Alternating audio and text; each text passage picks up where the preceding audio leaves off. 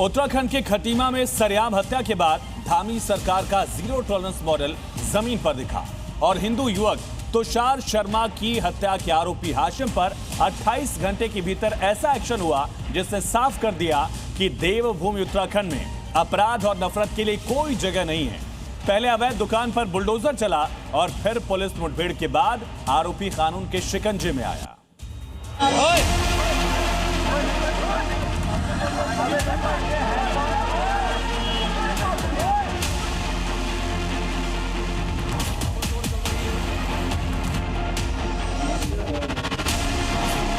पहले बुलडोजर फिर एनकाउंटर, खटीमा के खलनायक पर एक्शन। 28 घंटे में हाशिम का हिसाब। मैसेज बिल्कुल साफ है, देवभूमि उत्तराखंड में अपराध की कमर तोड़ने के लिए अब सख्त एक्शन तय। खटीमा में हिंदू युवक तुषार शर्मा की सरेआम चाकू से गोद कर हत्या करने वाले आरोपी हाशिम का धामी सरकार ने महज 28 घंटे में इलाज कर दिया। पहले बुलडोजर चला, फिर हाफ एनकाउंटर के बाद कानून के शिकंजे में हाशिम भी आया। और जब हाशिम को पुलिस ने दबोचा तो उसकी सारी अकड़ निकल चुकी थी। लंगड़ा बनकर अस्पताल के बेड पर लेटा था, हाथ जोड़कर अपने गुनाहों की धामी फोर्स से माफी मांग रहा था। कितने आरोपी हैं जो आपने नामजद किए हैं सर? अभी नामजद जो हैं 3-4 आरोपी और हैं, 4 आरोपी और हैं। बाकी अभी इन्वेस्टिगेशन का प्रोसेस है, जैसे जैसे नाम मांगेंगे सबूतों के आधार पर उनको भी कार्रवाई करनी। लेकिन हमारे जो मेन है वो हमारी पकड़ में आ गए हैं और अभी जल्दी कुछ और हैं जो हमारा प्रोसेस चल रहा है, जैसे मैंने आपको बताया था, और ज़्यादा मैं उसमें रिवील नहीं कर पाऊंगा अभी। यहाँ जो लोग हैं सर, उन्हें क्या कहेंगे? शांति बनाए रखें। जिस तरीके से कल जो माहौल था वो एक सेंटिमेंटल जो है रिवोल्यूशन था लोगों का, जिसमें भाई एक लड़की का डेथ हो जाता है इस तरह से, तो वो स्वाभाविक है। अब जरा ये भी जान लीजिए आखिर हाशिम का हिसाब धामी फोर्स ने 28 घंटे में कैसे कर दिया। 12 दिसंबर की रात 9 बजे तुषार और उसके दोस्तों पर हाशिम एंड कंपनी ने जानलेवा हमला किया। खटीमा बस अड्डे के पास हाशिम ने तुषार पर चाकू से ताबड़तोड़ वार कर उसकी हत्या कर दी। घटना से गुस्साए हिंदू संगठनों और व्यापार मंडल ने बाजार बंद कराकर आरोपियों की गिरफ्तारी के लिए प्रदर्शन किया, जिसके बाद मामले में हाशिम, शहबाज, समीर, बुफरान, पप्पू और एक अन्य के खिलाफ मुकदमा दर्ज हुआ। और एक्शन में आई धामी फोर्स ने अगले दिन 13 दिसंबर को हाशिम की अवैध दुकान पर बुलडोजर चला दिया और 13 दिसंबर को ही रात 1 बजे हाशिम का हाफ एनकाउंटर कर वारदात के 28 घंटे बाद ही उसे दबोच लिया।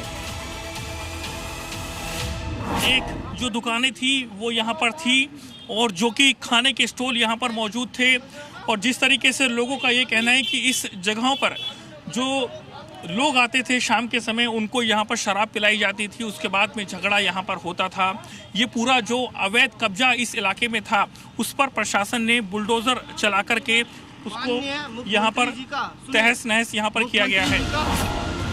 हाशिम अब शिकंजे में आ चुका है, लेकिन जिस घर का इकलौता चिराग नफरत की आग में बुझ चुका है उसकी मांग है पाकिस्तान जैसी सोच वालों का अच्छे से हिसाब होना चाहिए। ये पाकिस्तानी सोच वाले हैं जो पाकिस्तान की सोच रखते हैं, पाकिस्तान के टुकड़ों को पलते हैं। यहाँ पे जो छोटे एक दो मदरसे हैं उसमें रह के तालीम सीखते हैं, वो सोच जागृत है यहाँ, और उसी के आधार पर ये बच्चे जो भी हैं जिन्हें चाकू मारे हैं इनकी सोच वही है। और किसी को मर्डर कर रखे उन्होंने तो उनको क्यों छोड़ा गया था? आए दिन मर्डर हो रहे हैं। अब मेरे बच्चे के साथ निर्दोष था, ड्यूटी गया था मेरा बच्चा 9 बजे, 8:30 बजे लाला ने फ़ोन करा कि लाला 8:30 बजे 9 बजे मार दिया गया। क्या कसूर था? मैं पूछना चाहती हूँ कि मेरे बेटे क्या कसूर, पुलिस क्यों नहीं थी, कहाँ बच्चा क्यों नहीं बचाया गया? उनका फ़ोन खराब था, फ़ोन खराब था, पता नहीं कैसे क्या दोस्तों ने दुकान से लिया, उनको दुकान से ही ले गए, समझ में नहीं। हालांकि खटीमा में अभी तनाव का माहौल है, लेकिन धामी फोर्स ने चाक चौबंद इंतजाम किए हैं। पुलिस फोर्स जो है उसको यहाँ पर तैनात किया गया है। आप देख सकते हैं कि यहाँ पर जो पुलिस का डिप्लॉयमेंट है, और इसी के साथ ऐसे ही अलग अलग जगहों पर पुलिस की डिप्लॉयमेंट जो है वो की गई है। जो भी सेंसिटिव एरिया है इस इलाके में वहाँ पर उनको तैनात किया जा रहा है ताकि सब कुछ जो है यहाँ पर शांतिपूर्वक बना रहे। यानी संदेश एकदम साफ है, देवभूमि में अपराध करने वाला हो या नफरत फैलाने वाला, कानून से कोई नहीं बचेगा। हर वारदात का जवाब होगा और पूरा हिसाब होगा। खटीमा से नीरज गौड़ के साथ ब्यूरो रिपोर्ट, जी मीडिया। और भले ही हाशिम धामी फोर्स के शिकंजे में आ चुका है, लेकिन अब तक की जांच में खुलासा हुआ कि हाशिम एंड कंपनी की सोच कट्टरपंथी थी। दरअसल हाशिम की ब्रेन मैपिंग को समझिए। हाशिम एंड कंपनी का कट्टरपंथी सोच कैसे एक्सपोज हुआ, ये समझिए। इंस्टाग्राम पर कातिल बॉय के नाम से इसने अकाउंट बना रखा था। सोचिए, हत्या के बाद इंस्टा अकाउंट का नाम भी इसने बदल लिया और कातिल बॉय की जगह सिस्टम कर दिया गया। इस पेज पर भौकाली वाले ही पोस्ट किए जाते थे। कातिल बॉय के कुछ वीडियोस में चाकू भी नजर आ रहा है। हाशिम ने चाकू से ही तुषार की जान ली और उसके बाद उसके कुछ दोस्तों को भी घायल किया।